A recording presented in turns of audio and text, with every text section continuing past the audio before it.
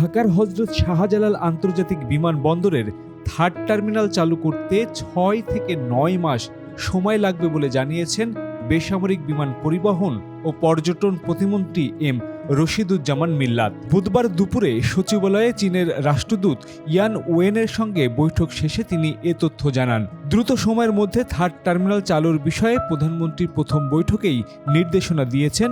এই প্রসঙ্গে জানতে চাইলে প্রতিমন্ত্রী বলেন, দ্রুত সময়ের মধ্যে করতে গেলেও আমরা যেটা দেখেছি ৬ থেকে ৯ মাস লাগবে। ৯ মাসের মধ্যে চালু হওয়ার সম্ভাবনা আছে। বৈঠকে পর্যটন খাতে বাংলাদেশে বিনিয়োগের বিষয়ে আলোচনা হয়েছে বলে জানান প্রতিমন্ত্রী। তিনি বলেন, অন্তর্বর্তীকালীন সরকারের সময় পর্যটন খাতে বাংলাদেশ ও চীনের মধ্যে একটি সমঝোতা চুক্তি হয়েছিল, তবে সেটির কোনো অগ্রগতি হয়নি।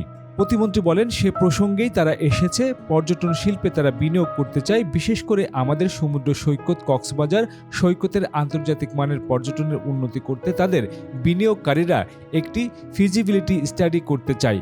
কিভাবে এটিকে একটি আন্তর্জাতিক উপযোগী বিচে রূপ দেয়া যায় সে বিষয়েও আলোচনা হয়েছে।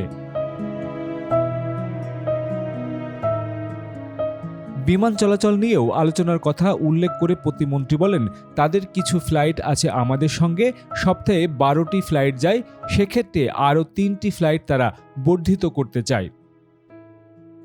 তিনি বলেন, তারা ৩টি অতিরিক্ত ফ্লাইটের জন্য ফ্রিকুয়েন্সি চেয়েছে।